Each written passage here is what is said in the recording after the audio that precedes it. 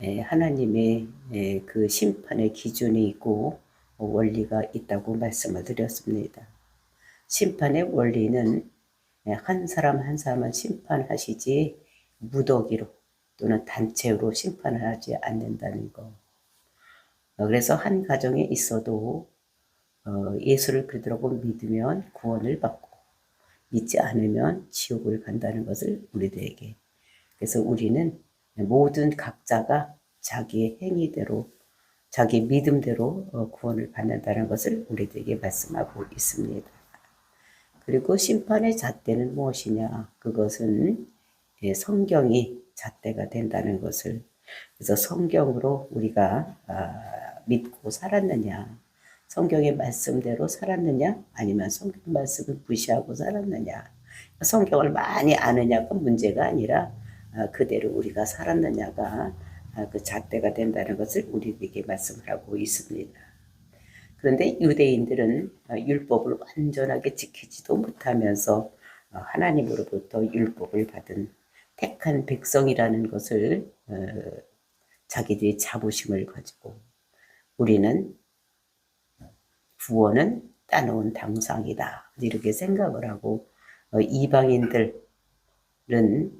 그 정죄하고 판단하는 이런 유대인들을 보면서 사도 바울은 1장에서 이방인들의 죄에 대해서 말씀을 하고 그리고 2장에서는 이제 유대인들의 죄에 대해서 말씀을 하고 있는 것입니다. 그 유대인들은 율법을 잘 알고 있는 이런 사람들입니다. 그래서 사도 바울은 그들을 향해서 고발하고 있는 것이 무엇이냐? 너희들이 교만하다. 그리고 이제 너희들은 외식적으로 겉으로만 나타내는 이런 신앙생활을 하고 있는 것이지 진짜 내면적인 그런 신앙을 가지고 있지 않다는 것을. 그리고 그 사람들에게는 잘못된 구원관을 가지고 있다는 것입니다. 그러니까 구원을 받는 것은 자기들이 아브라함의 자손으로 할례를 받았기 때문에 자기들은 구원을 받는다고. 그러면서 이방인들 비판하고 있는 이런 사람들을 사도 바울은 너희들도 이방인과 똑같이 죄인이더라고 얘기를 하고 있는 것입니다. 그래서 이 사람들이 그 율법을 알고 있기 때문에 하나님으로부터 자기 백성이 율법을 가지고 있는 그 교만함, 그런 마음을 없애고 정말 이방인과 똑같이 죄인인 것을 깨닫고 죄가 있으면 구원받지 못하는 것을 알고 너희들은 예수를 그리스도라고 믿어라 얘기를 하고 있는 것입니다. 그 다음에 유대인들은 남에게 율법을 자기들이 알고 있기 때문에 그것을 가르치고 그리고 이제 율법의 근본적인 그런 뜻을 저버리고 그냥 가르치고 알고 있는데 그렇게 하고 있다는 이런 것을 얘기를 하고 있습니다. 그러니까 자기들이 다른 사람에게는 지킬 것을 강요를 하면서 자기들은 지키지 않고 있다는 이런 것들이 유대인의 죄라는 것을. 그리고 이 사람들은 할례를 받으면 구원을 받을 수 있다. 이렇게 생각하는 것이 유대인들의 죄라고 지적을 하고 있습니다. 그러면서 오늘 이어지는 본문의 말씀에서는 영적 의미를 되살려서 우리는 그 율법을 돌판에다 새기는 율법이 아니라 마음속에 새기는 이런 율법이어야 된다는 것을. 그리고 그것을 온전히 지켜내는 우리가 사는 삶을 살아야 된다는 것을 우리에게 말씀을 하고 있는 것입니다. 그러므로 율법을 받은 유대인들에게는 더욱더 무거운 책임감이 있다는 것을 먼저 받았으니까 먼저 지키고 그리고 다른 이방인들에게 복음을 전하는 그래서 너희들이 제사장 나루로 삼은 그 뜻을 실행해야 된다는 것을 말씀하고 있는 것입니다. 그래서 비록 유대인이라고 할지라도 너희들 그거를 알기만 하는 것이 아니라 지켜서 행해야 되는 것을. 그러니까 너희들 이방인보다 지금도 조금도 나은 것이 없다. 그러니까 너희들 유대인들도 자부심을 가지지 말고 그것을 행해서 이방인들과 같이 죄인인 것을 깨닫고 예수를 그리스도라고 믿어야 된다는 것을 우리에게 말씀하고 있는 것입니다.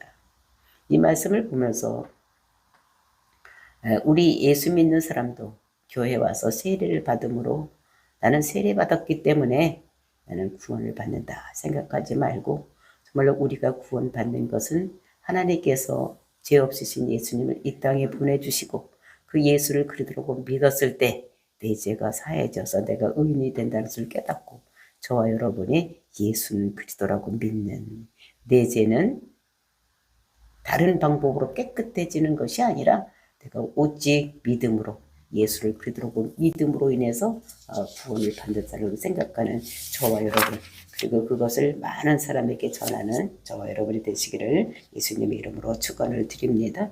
21절 말씀 보시겠습니다. 그러면 다른 사람을 가르치는 내가 내 자신을 가르치지 아니하느냐?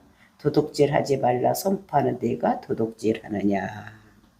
그러면 이렇게 하면서 시작을 하고 있는데, 이것은 18절서부터 20절까지의 그 결론의 부분을 얘기를 하고 있는 것입니다. 그러니까 이 18절부터 20절까지 무슨 얘기를 하고 있었느냐?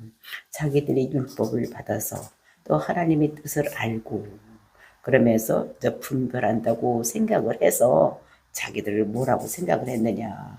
자기들이 맹인의 길을 인도하는 자다. 유대인들이. 그리고 이제 어둠에 있는 자의 빛이다. 그리고 이제 어리석은 자의 교사요, 어린아이의 선생이라고. 이제 이런 것들을 자기 스스로 얘기를 했다는 것입니다. 다른 사람들이 유대인을 보고 이렇게 불러주는 것이 아니라 자기가 스스로 이제 그렇게 생각을 하고 있었다는 것입니다. 그 다음에 맹인 또는 어둠에 있는 자 또는 어리석은 자 또는 어린아이, 이런 것들은 유대인들이 이방인들을 무시할 때 쓰는 말입니다. 저 맹인, 알지 못하고 길을 가지 못하는 맹인들, 어리석은 자들, 하나님 말씀도 모르는 어리석은 자들, 이렇게 얘기하는 것은 이방인들을 낮춰서 얘기를 할 때, 이렇게 무시할 때 쓰는 이런 말로를 하고 있는, 자기들은 그런데 눈이 떠져 있고 자기들은 빛을 알고 빛을 가하고 있고 다른 사람을 가르치는 자요, 자기는 선생이라고 이렇게 생각을 하면서 이방인들에게서 무시하는 말로 이렇게 했던 이런 사람들이라는 것입니다. 왜 그렇게 유대인들이 그 이방인들을 무시를 하고 자기들이 잘났다고 생각을 하느냐? 이것은 어린 아이 때서부터, 그러니까 유대인으로 태어나면 어머니가 젖을 먹일 때 그 성경 말씀을 이후에 가르치는 것입니다. 그러니까 유대인들은 초시 하나도 빼치지 아니하고 빠뜨리지 아니하고 모세 오경을 이제 배우는 거.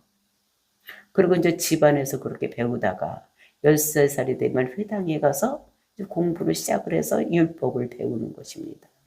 그러니까 토시 하나 빼지지 아니하고 다 외우지, 또 그게 무슨 뜻인지 또 배우지. 그러니까 엄청나게 그 성경에 대해서 배우는.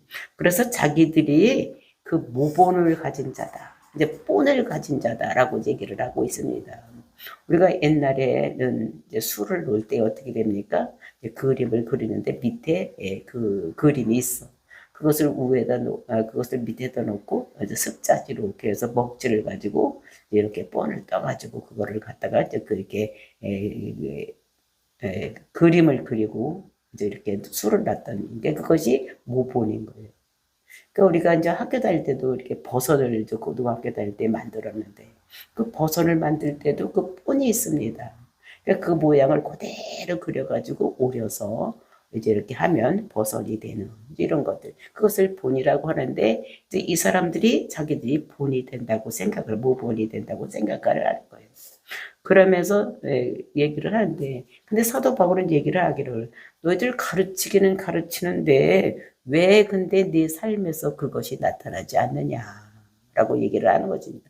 가르쳤으면, 다른 사람에게 그렇게 살라고 가르쳤으면 너희들도 그렇게 살아야지 되는데 너희들은 삶에서 그런 모습이 전혀 나타나지 않는다 얘기를 하고 있는데, 근데 그것이 예를 들어서 뭐야, 도둑질하지 말라고 선포하는 데가 도둑질하느냐? 도둑질하지 말라고 가르치면서 그러니까 도둑질을 왜 너희들을 하느냐 얘기를 하고, 그러니까 돈 된다고 하는 것을 이 사람들이 다 아는 거예요. 우상을 만들어 가지고 팔면서 이것을 갖다가 집에다 놓으면 좋은 일이 생긴다고. 또 돈 많은 사람들이 더 큰 것을 만들어 놓고 그것을 갖다 놓으면 된다고. 이렇게 이제 거짓말을 시켜서 돈을 버는 이런 일을 하고 있다는 것입니다. 그러니까 이것이 굉장히 도둑질 하지 말라는데 정말로 도둑질을 하는. 그러니까 너희들은 삶에서 그것이 나타나지 않는다는 것을 얘기를 하고, 또 하나 더 이제 심각한 것이 22절입니다. 가늠하지 말라 하는 데가 가늠하느냐? 우상을 가증히 여기는 데가 성전 물건을 도둑질하느냐? 사도 바울은 1장에서 이방인들의 죄를 뭘 얘기를 했었습니까? 제일 먼저 경건하지 않는 죄. 그러니까 하나님을 하나님으로 대접하지 않는 죄가 이방인의 죄고, 그 다음에 두 번째가 불의, 의가 없는 거. 근데 이런 것들 얘기를 하는데, 경건하지 않기 때문에 제일 먼저 생기는 죄가 이것이 간음죄라고. 이게 간음죄예요. 하나님을 하나님으로. 하나님이 우리의, 그러니까 예수님께서 우리의 신랑 되신 예수님, 그러니까 우리의 그 남편이신 하냐고 다른 신을 섬기는, 이것이 간음이라는 것입니다. 그러니까 우상을 섬기는 것은 이게 간음하는 거. 그러니까 하나님을 믿지 않는 사람은 다 그것은 간음하는 것이다. 이제 이런 것들 얘기를 하면서, 그러면서 간음하는, 그러니까 이방인들이 너희들을 판단하고 정죄하는 것이 그들이 하나님을 알지 못한다고 판단하는데 너희들 똑같이 그런 짓을 하고 있다 얘기를 하고 있는 것입니다.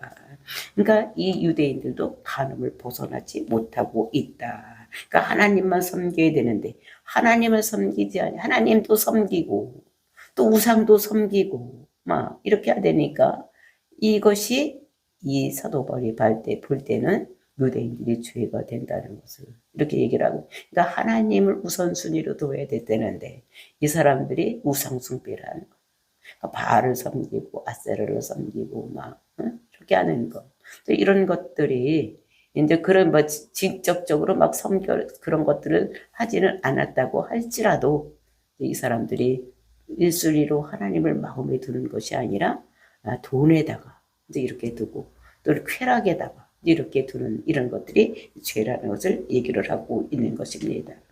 오늘날도 우리가 예수님을 신부로 모시고 사는 우리는, 그러니까 우리가 예수님을 그리스도라고 믿고 이제 살아야 되는데, 예수님을 믿는다고 교회에 왔다 갔다 하면서도 세상에 나가서 무엇이든지 돈은 되는 일은 다 하는, 우선순위로 그것에 두는 이런 사람들이 우리가 죄인이라는 것을 얘기를 하고 있는 것입니다.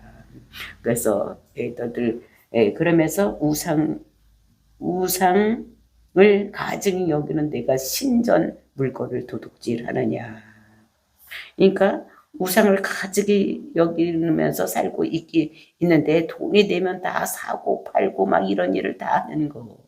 이것이 너희들 우상 숭배하는 것이 아니느냐. 그러니까 가르치기는 가르치는데 너희 삶에서 그런 것이 나타나지 않는 거. 그러니까 너희들은 이방인하고 똑같다는 거예요. 유대인이라고 뭐 별다른 게 없다는 것을 이렇게 얘기를 하고 있으면서, 그러면서 우상을 가증하다고 하면서 신상을 부어서 만들어서 그것을 가지고 있으면 자기들 주머니 넣고 다니 조그만 거 만들어서 주머니 넣고 다니고, 또 그것을 만들어서 부어서 크게 만들어서 팔면서 이것을 가지고 있으면 좋은 일이 생긴다고 이렇게 하면서 돈을 받아내는 거, 이런 것들이 너희들 잘못된 것이 아니냐.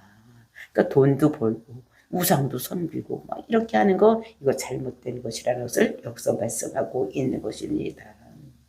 이것을 보면서 정말로 우리는 그 에스라가 좋은 점이 무엇이냐, 잘한 점이 무엇이냐, 많은 연구도 했지만 에스라서 10장 10절을 보면 에스라가 여호와의 율법을 연구하였다. 그러니까 에스라는, 그러니까 그 바벨론으로 포로 잡혀가서 거기서 자기들이 왜 이렇게 힘들고 어려운 일이 있는가, 하나님을 믿는데 왜 우리가 이렇게 이방인에게 와가지고 우리가 이렇게 힘들고 어려운 삶을 살아 하고 성경을 연구를, 율법을 연구를 했다는 것입니다.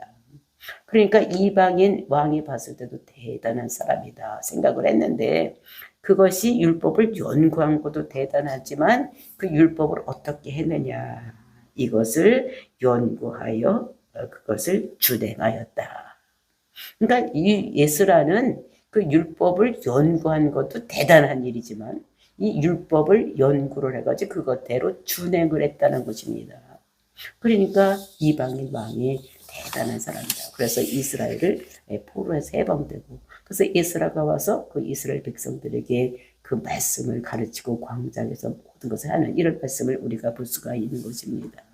그러니까 이렇게 말씀을 연구를 했으면 그 말씀에 대해서 우리는 뭘 해야 되느냐? 준행을 해야 된다. 그러니까 우리의 삶에서 나타나야 된다는 것을 말씀하고 있는 것입니다. 그러면서 이제 23절부터는 그 유대인에 대한 책망을 사도 바울이 하고 있는 것을 볼 수가 있어요. 그래서 책망이 23절, 24절, 율법을 자랑하는 내가 율법을 범함으로 하나님을 욕되게 하느냐? 그러니까 너희들이 율법을 받은 자로 우리는 선민이다라고 자랑을 하면서, 응? 그리고 우리가 십계명을 받은 이런 사람이라고 하면서 또는 할례를 받은 사람이라고 자랑을 하면서 내가 율법을 범함으로 하나님을 욕되게 하느냐. 그러니까 이것은 그 책망하는 이런 모습을 볼 수가 있어요. 가르친다고 하는데 내가 선생이라고 하면서 스승이라고 하면서 가르치면서 너의 삶에서는 그것이 나타나지 않고 있느냐라고. 그래서 그것이 하나님을 욕되게 하는 것이다라고 유대인들을 책망하는 이런 것인 것을 볼 수가 있습니다. 간음하지 말라고 가르쳤으면 너희도 간음하지 말아야 되고, 우상 숭배하지 말라고 했으면 너희들도 우상 숭배하지 말아야지 되는데, 그 도둑질하지 말라고 가르쳤으면 도둑질하지 말아야 되는데 왜 가르치기는 그렇게 가르쳐 놓고 너희들은 그것을 삶에서 실천하지 못하고 그대로 행하고 있느냐라고 얘기를 하는 것입니다. 그러면서 24절, 기록된 바와 같이 하나님의 이름이 너희 때문에 이방인 중에서 모독을 받는도다. 그러니까 이사야서 52장 5절에서 말씀되고 있는 그 기록된 말씀을 인용해서 말씀하십니다. 하나님의 이름을 너희 때문에 이방인 중에서 모독을 받는다. 하나님의 이름이 유대인 때문에 그 이름이 모독을 받는다는 것입니다. 그 이름이라는 것이 그 사람의 존재를 나타내는 거예요. 그러니까 우리가 그 하나님, 여호와 또는 엘사다이 뭐 이렇게 그런 이름 자체를 얘기하는 것이 아니라 그런 하나님의 그 존재 자체를 얘기를 하는 거예요.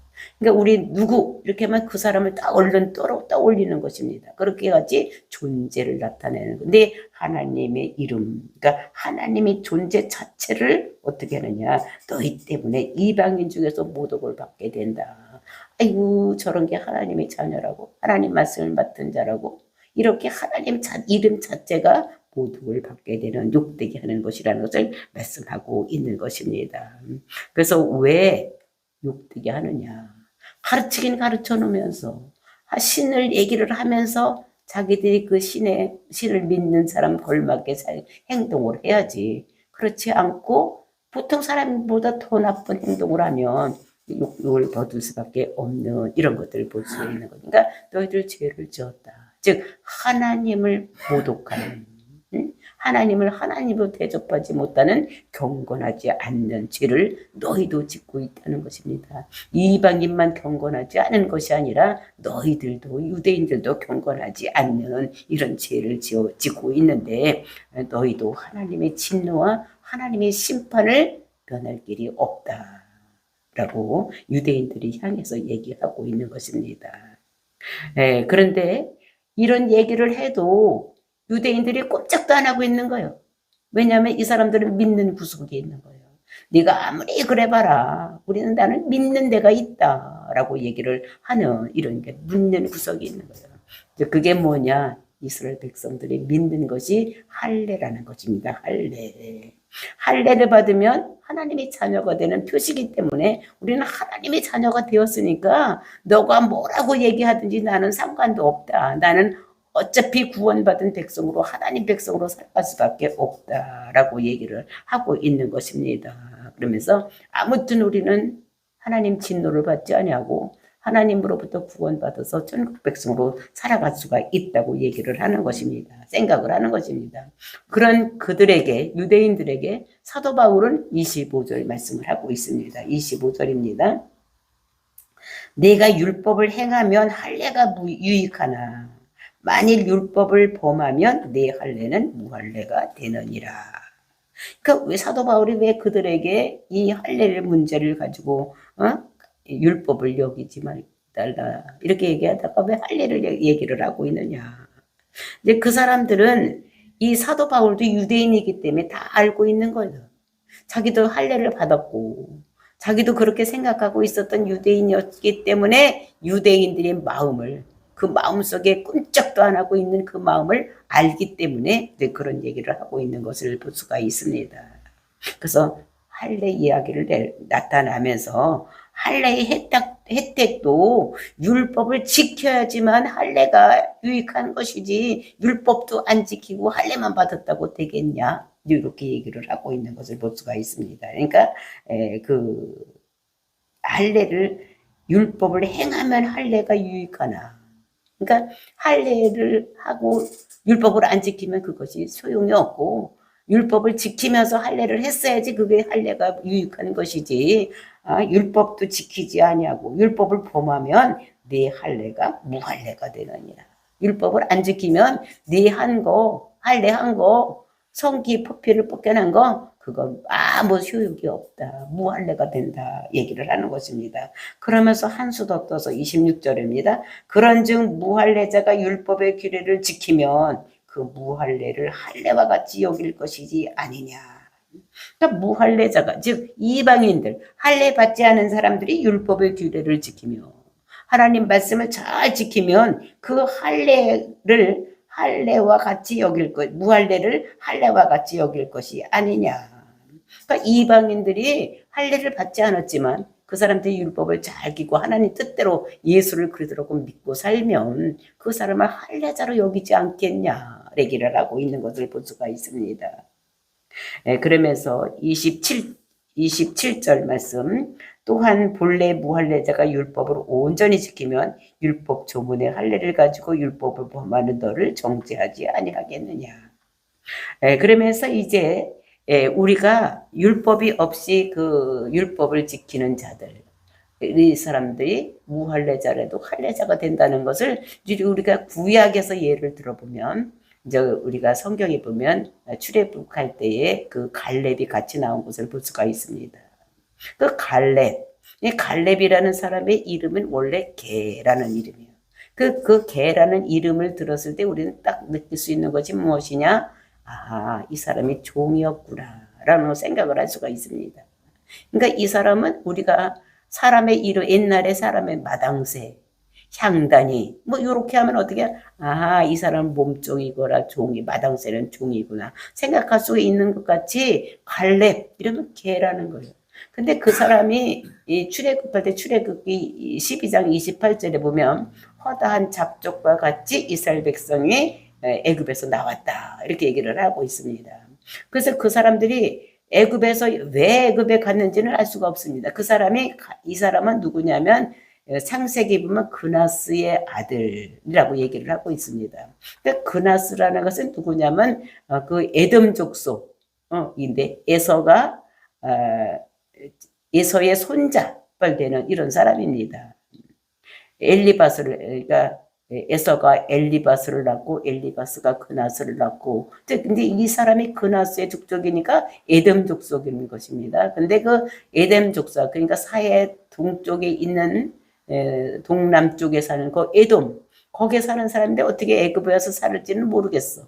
근데 그때에 애굽에 있다가 출애굽할 때 같이 나오는 거예요. 그러니까 열장을 보면서 하나님의 능력이 대단하구나 이렇게 해서 아마 피를 바르고 있다가 나온 사람. 그러니까 거기에는 그 6월절 피를 바른 것은 그 속에 어떤 사람이 있든지 피만 보고 안 들어갔. 그러니까 죽지 않았던. 그러니까 그때 같이 나왔던 사람이 갈렙인데 이 갈렙이 이제 시내산에서 율법도 받고, 그리고 2년 동안 광야 생활을 하다가, 이제 가나안 땅에 들어가려고 가나안 동참을 할 때에, 한 지파에 하나씩 뽑아서, 이제 이렇게 정탐을 하게 보낼 때, 유다 지파에 갈렙이 뽑힌 거.